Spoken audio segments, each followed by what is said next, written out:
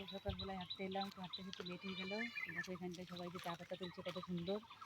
দেখো চারিপাশে সবাই একেবারে সেই ইসের মতো, সেই ঝাঁকের মিলমিলির মতো ঢুকেছে, ঢুকে এখন সব তুলে এখন ছাক ছাক করে বেরিয়ে যাবে। তারা তুলেছিল এই সাইডটা, তো আজকে এই সাইডটা তুলছে। দেখো কত সুন্দর চা পাতা তুলছে, দেখো এটা দিয়ে আবার মাছটা কত সুন্দর দেখছে। আর এই পাশে যেটা মানে গ্রাম একটা, ওইদিকে যায়নি, এই পর্যন্ত এলাম হাঁটতে হাঁটতে। এটা হচ্ছে জলপাইগুড়ির চা। এই চা পাতাগুলি আমাদের দেশে এখানটায় এই চা পাতা তোলাও দেখলাম, অনেক ঘুরলাম, আনন্দ করলাম। এবার তো আমাদের বাড়ি যাওয়ার পালা। দেখো বন্ধুরা আপনারা কত সুন্দর লাগে তোমরা দেখতে। যারা চা বাগান দেখেনি তারা তারা ভিডিওটা দেখবেন, ভিডিওর মাধ্যমে তাদের চা বাগান দেখা হয়ে যাবে। আর যদি ভিডিওটা ভালো লাগে তাহলে শেয়ার করবে, লাইক কমেন্ট করবে। আর যারা যারা ফলো করে এই দেখো বন্ধুরা চা পাতা দেখো একবার, এই যে দেখো কেমন দেখতে, দেখেছো জলপাই গাছের পাতার মতো অনেকটা। জলপাইগুড়ি তো ওই জন্য জলপাই গাছের পাতার মতনই চা পাতা দেখতে।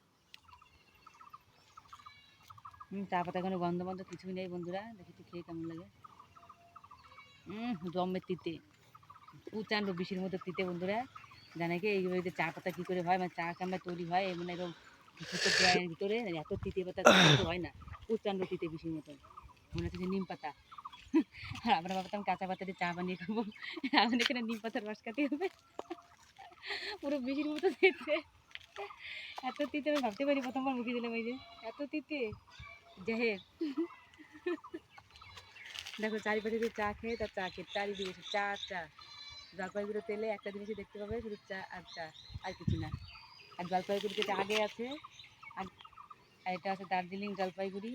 তো আপনারা শুধু দেখতে পাবেন চা বাগান, আর আগে দেখতে পাচ্ছেন আনারসের ক্ষেত, আনারসের ক্ষেত অনেক দূরে। এগুলো হচ্ছে সেই চা চা। আমাদের এখানে থেকে ফুলের চাষ হয়, সবজির চাষ হয়, এগুলো সেই চা চাষ হয়।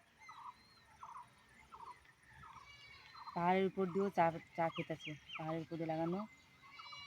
তো পাহাড়ের উপরটা এখনো যায়নি, এই ক্ষেতটা তুলবে, তারপর মানে এই ক্ষেতটা তুলবে। আর ভিডিওতে সেরকম আসছে না, তো ফেসবুকের কাছে অনুরোধ করছি যাতে আমার ঈশ্বরে তাড়াতাড়ি করে হাঁটিয়ে দেয়, তাহলে খুবই ভালো হয়। কারণ অনেক কষ্ট করে ভিডিও ছাড়ছি রোজই, যেসব ভিডিওতে আমার যে ভিউজ কমসে কম 30-50 1 লাখ 2 লাখ আসবে, মিলিয়ন আসবে, সেসব সে এখন ভিউজ কম আসছে। তো ফেসবুকের কাছে একটা অনুরোধ করছি আমার ঈশ্বরে তাড়াতাড়ি হাঁটিয়ে দিন আপনারা, যাতে আমার চ্যানেলটা আগের মতো হয়ে যায়, তাহলে খুবই ভালো হয়।